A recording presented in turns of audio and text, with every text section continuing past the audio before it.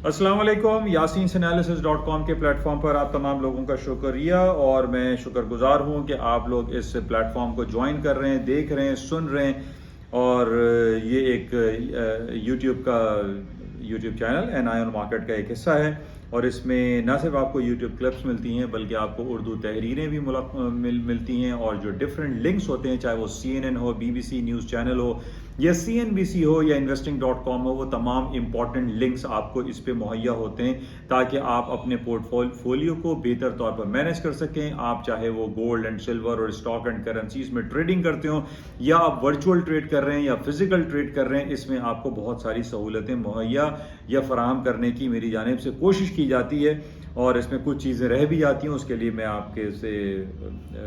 माजरत ख्वाह कि मैं अब ज़ाहिर है कि सारी चीज़ें बाज़ वक्त कवर नहीं हो पाती हैं, लेकिन कोशिश करता हूँ कि ये तमाम चीज़ें आप लोगों के साथ डिस्कस की जाएँ। बहरहाल आज इतवार का दिन है, आज बड़ा इंपॉर्टेंट डे देखा जा रहा है। बहुत सारी जगहों पे सुनाई दे रहा है कि जनाब जैसे 11/11 गुजरा पिछले महीने, इसी तरीके से आज का दिन बड़ा इंपॉर्टेंट है। 12/12 बहुत सारी जगहों पे शॉपिंग फेस्टिवल हो रहे हैं, डिस्काउंट पैकेजेस दिए जा रहे हैं कि जनाब ये 12/12 को ऐसे ही सेलिब्रेट करने की कोशिश की जा रही है जिस तरीके से 11/11 या इससे पहले हमने ये देखा कि जो थैंक्स गिविंग डे हॉलीडे और ब्लैक फ्राइडे के हवाले से जो ह्यूज शॉपिंग फेस्टिवल पूरे यूरोप में, पूरे अमेरिका में हुआ, इसी तरीके से आज 12/12 यानी जो प्री क्रिसमस शॉपिंग फेस्टिवल है उसको भी आज मुनक्किद किया जा रहा है पूरी दुनिया में। और एक पॉजिटिव सेंटीमेंट्स हमारे सामने आता है कि पूरी दुनिया में जिस तरीके से 11/11 गुजरा, थैंक्स गिविंग डे हॉलीडे गुजरा या ब्लैक फ्राइडे में ह्यूज शॉपिंग गुजरी, इसी तरीके से आज 12/12 का दिन गुजर रहा है जिसमें बहुत सारी एक ऑनलाइन शॉपिंग या वर्चुअल शॉपिंग कह लीजिए या जो एक पुराने अंदाज में शॉपिंग लोग जो ट्रेडिशनल शॉपिंग कहलाती है कि जनाब आप घर से निकलते हैं और दुकान पे या मॉल्स में जाते हैं और आप शॉपिंग करते हैं, दैट इज़ ऑल्सो उसको भी आज हम ये नहीं कह सकते वो टोटली ख़त्म हो गया है। आज भी लोग बाहर निकलते हैं और अपनी शॉपिंग करते हैं, लेकिन बहुत ज़्यादा लोगों को हमने ये देखा है कि वो वर्चुअल शॉपिंग की तरफ रिलाई कर रहे हैं और उसकी तरफ चलते चले जा रहे हैं। बहरहाल आज का दिन है और इसका पॉजिटिव इम्पैक्ट जाहिर है मार्केटों पे आने वाली यानी कल की मार्केट जो खुलेगी उस पर पॉजिटिव इफेक्ट आ सकता है। अच्छा, इसके अलावा जो इंपॉर्टेंट खबरें आज 2-3 दिन से हम देख रहे हैं कि G7 की मीटिंग के हवाले से बड़ी इंपॉर्टेंट खबरें चल रही थी कि जनाब लिवरपूल UK यूनाइटेड किंगडम यानी बरतानिया में ये मीटिंग मुनक्किद की गई जो कि फॉरेन मिनिस्टर्स जितने भी जो 7 कंट्रीज़ हैं जिसके अंदर 7 कंट्रीज़ में कनाडा, अमेरिका, बरतानिया, जापान, इटली, फ्रांस, जर्मनी, ये तमाम 7 ममालिक है जिसके अंदर रूस और चाइना शामिल नहीं हैं। यानी G7 की मुलाकात के हवाले से बहुत ज़्यादा हम ये देख रहे हैं कि जो सारी खबरें मैं पढ़ता रहा उसमें मुझे यही दिखाई दे रहा है कि अमेरिका और यूरोपियन यूनियन के आसाब पर चाइना सवार है। यानी जो भी मुलाकातें होती हैं, जो भी मीटिंग होती है, चाहे वो G20 हो, G7 हो या जो भी बला बला जी उन्होंने बना रखे हैं, इस हवाले से इनके जहनों में सिर्फ और सिर्फ एक ही मुल्क दिखाई देता है और वो है चाइना। और चाइना आज हम ये जानते हैं कि एक अनडिक्लेयर्ड सुपर पावर बन चुका है और पूरी दुनिया इसके अंडर में आ चुकी है। आज से 40 साल पहले का अगर आप चैप्टर उठा के देखिए या 1979 और 1980s में अगर आप जाकर देखते हैं तो चाइना एक छोटी सी इकोनॉमी होती थी। ठीक है, आबादी उनकी थी लेकिन एक छोटी इकोनॉमी होती थी और ये वो छोटी इकोनॉमी इटली एक छोटा सा मुल्क है जिसकी 6 करोड़ की आबादी है, उसके मुकाबले में चाइना और इटली उस जमाने में इक्वल थे। यानी आज से 40 साल पहले इटली की इकोनॉमी और चाइना की इकोनॉमी सेम थी और आज 40 साल के बाद हम ये देख रहे हैं कि चाइना की इकोनॉमी पूरी दुनिया की इकोनॉमी पर गालिब आ चुकी है। और हम न सिर्फ ये जो डिफरेंट आइटम्स हम यूज करते हैं अपनी रोजमर्रा जिंदगी में, चाहे वो मोबाइल हो, क्रॉकरी हो या हमारे होम अप्लायंसेस हो, वो सब के सब मेड इन चाइना के टैग से भरे पड़े हुए हैं। इवन आपके घरों में कोई मेहमान जो आपके गेस्ट आते हैं अमेरिका, कनाडा और यूरोप से, वो जो तोहफे तोहफे लेकर आते हैं उसके ऊपर भी मेड इन चाइना का टैग लगा हुआ होता है। वहां पे कोई मेड इन USA या मेड इन इंग्लैंड या मेड इन कनाडा की चीजें बनी भी हमें दिखाई नहीं देते हैं। तो मुख्तसर ये है कि चाहे कोई भी मीटिंग हो, G7 हो, G20 हो, वो सिर्फ उनकी बातें जो शुरू होती हैं चाइना से शुरू होती हैं और चाइना पे ही खत्म हो जाती हैं।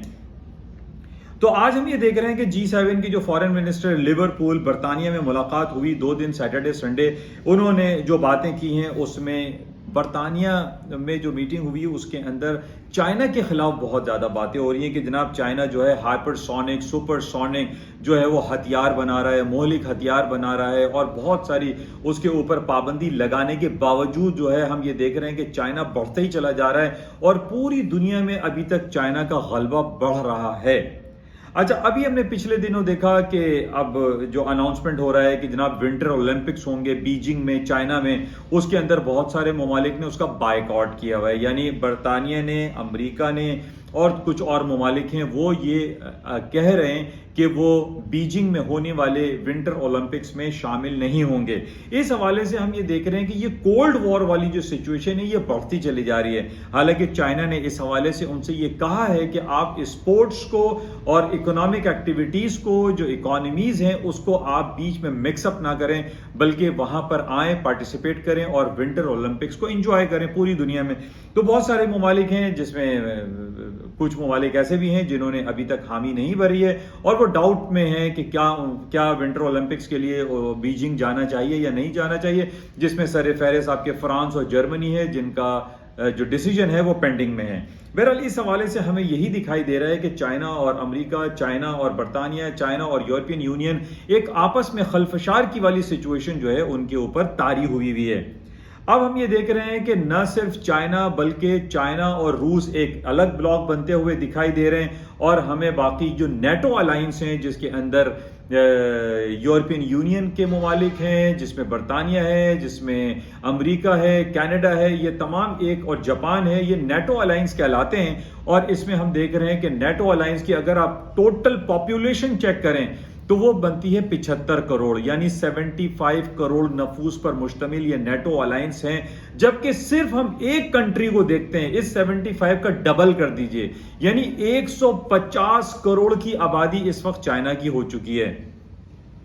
اب چائنا نے بڑا اس پہ جواب بھی دیا، برطانیہ کو بھی اور امریکہ کو بھی کہا، اور چائنا نے یہ بڑا دو ٹوک الفاظ استعمال کیے کہ ہم نیٹو ممالک کو مانتے ہی نہیں، یہ چھوٹی سی اکانومی ہے، چھوٹی سی پاپولیشن ہے، اور یہ حقیقت ہے، نمبرز بولتے ہیں۔ اور آج آپ دیکھ لیجئے کہاں 75 کروڑ کی آبادی اور کہاں 150 کروڑ کی آبادی، یعنی چائنا اکیلے ان تمام ممالک کو، ان تمام نیٹو الائنس کے لیے اکیلا ہی کافی ہے۔ تو اس حوالے سے ہم یہ دیکھ رہے ہیں کہ بہت ساری باتیں آپس میں ان دو جو بلاکس ہیں، اگر ہم صرف چائنا کو ایک بلاک لیں اور یہ نیٹو کو ایک بلاک لیں تو تب بھی چائنا کا جو ویٹ ہے وہ بہت زیادہ ہے۔ China billions and trillions of dollar کی اکانومیز بن چکی ہے، یہاں پر ہم دیکھتے ہیں کہ یہ سارے مل کر بھی چائنا کا مقابلہ نہیں کر پا رہے ہیں۔ تو میں جیسے آپ سے یہ کہا کہ جب بھی ان کی میٹنگز اور جو بھی سمٹ شروع ہوتے ہیں، کانفرنس شروع ہوتی ہیں، ان کے ذہنوں پہ، دل و دماغ پہ صرف اور صرف چائنا چائنا چائنا چھایا ہوا ہے۔ اب چائنا کے اوپر مختلف الزامات یہ لگا دیتے ہیں کہ جناب زنجیانگ پنگ میں جو ہے وہاں پر ہیومن رائٹس وائلیشن ہو رہا ہے،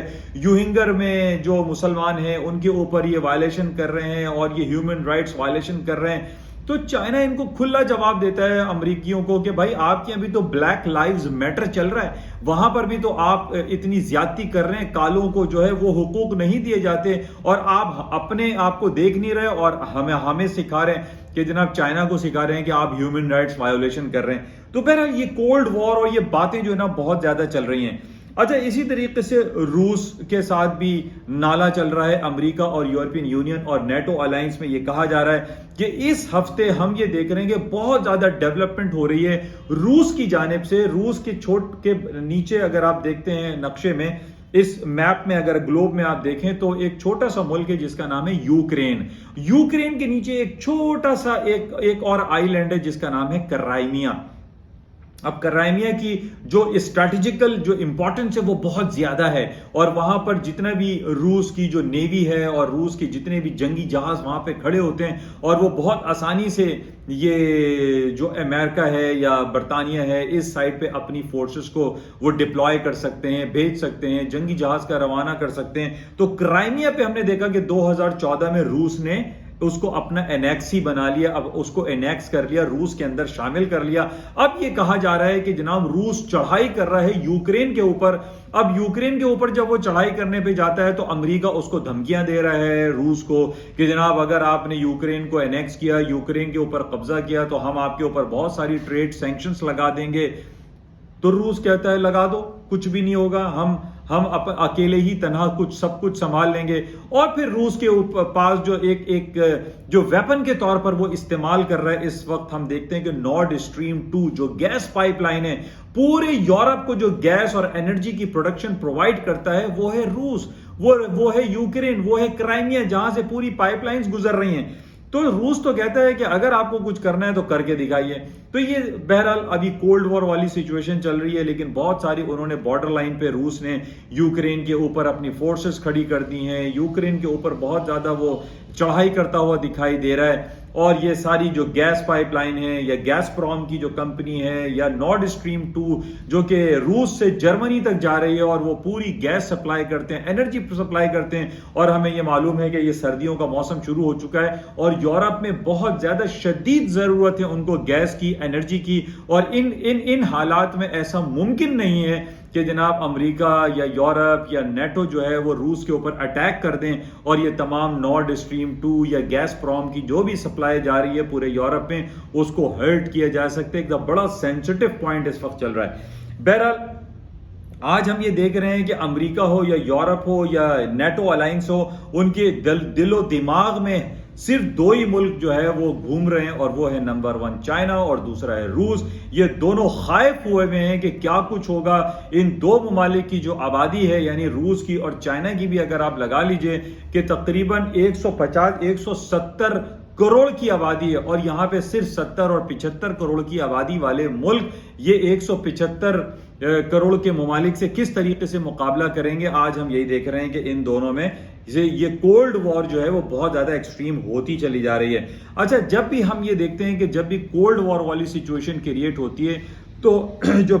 प्रेशियस मेटल्स हैं, खासतौर पे गोल्ड, सिल्वर, पैलेडियम, प्लैटिनम, इनमें थोड़ी एक्टिविटी बढ़ जाती है और ये हाइफ होने की वजह से जो फियर फैक्टर होता है इस बेसिस पे हम ये देखते हैं कि इनकी कीमतों में इजाफा हो जाता है। तो माइट पॉसिबल ये सोने, चांदी, पैलेडियम, प्लैटिनम, खासतौर पे जो किंग ऑफ मेटल्स हैं, जो फेरस मेटल है दैट इज गोल्ड, उसकी कीमतों में इजाफा हो सकता है। अच्छा, इसके साथ ही आप ये देखें कि जो टेक्निकल पॉइंट्स मैंने आपसे जिक्र किया था कि 1760 a very important supporting level है गोल्ड का, और ये पिछले हफ्ता 10 दिन से ये मार्केट इस लेवल्स को ब्रेक नहीं कर पा रही है। और उसके ब्रेक ना करने की एक वजह हम ये भी कह सकते हैं कि आज से 3 दिन के बाद अमेरिका में 15 दिसंबर को इस साल का आखिरी इंटरेस्ट रेट का अनाउंसमेंट है और उसमें यह कहा जा रहा है कि अमेरिका के ऊपर बहुत ज्यादा प्रेशर है फेडरल रिजर्व बैंक पर कि वो अपने शरह सूद को बढ़ा दे। लेकिन मैंने आपको पहले भी कहा था कि अभी इंटरेस्ट रेट बढ़ाने की कहीं से कोई उम्मीदें वाबस्ता नहीं है और जब इंटरेस्ट रेट नहीं बढ़ाया जाएगा तो इन बेसिस पे स्टॉक मार्केटों में भी तेजी रहेगी,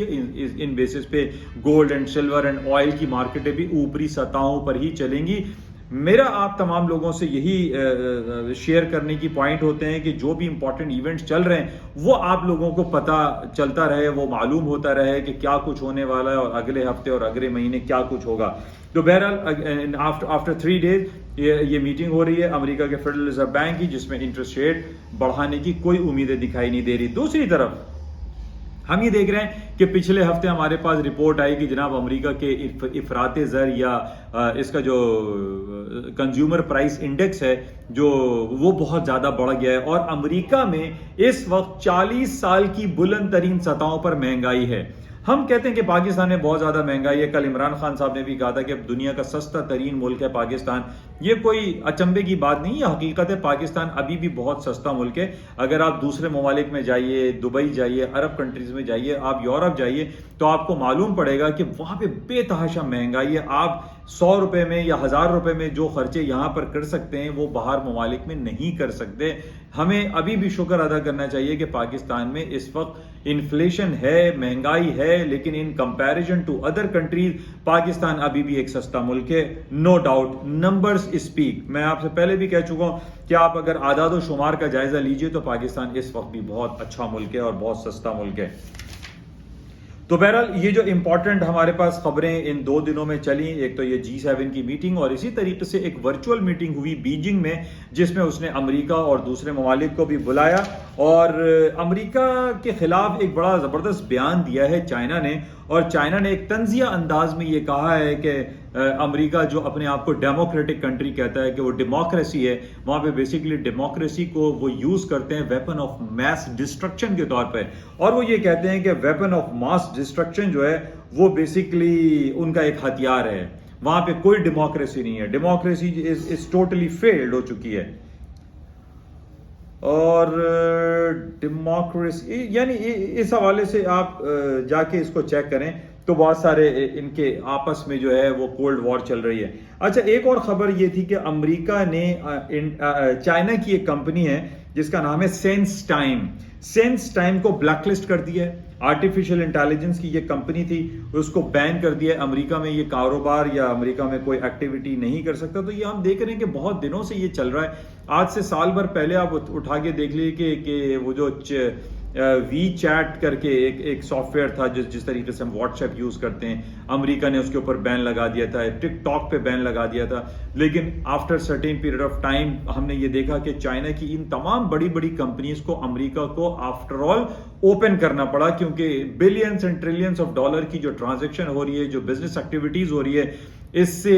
چائنا کو بھی فائدہ ہے اور امریکہ کو بھی فائدہ ہے، لیکن امریکہ جو ہے ان تمام سافٹ ویئر کو بند نہیں کر پا رہا ہے۔ تو آج ہم یہ دیکھ رہے ہیں کہ امریکہ کے اندر بھی چائنا گھس چکا ہے اور اس سے بہت زیادہ خائف دکھائی دے رہا ہے۔ بہرحال یہ جو باتیں چل رہی ہیں کہ ویپن آف ماس ڈسٹرکشن کے طور پر امریکہ اپنی ڈیموکریسی کو لے کے چلتا ہے اور اس کو دوسرے ممالک میں اس کی انٹرفیئر کرنے کی ایک عادت ہے، جس کی وجہ سے اس کو ڈیمیج بھی ہوا ہے۔ آج سے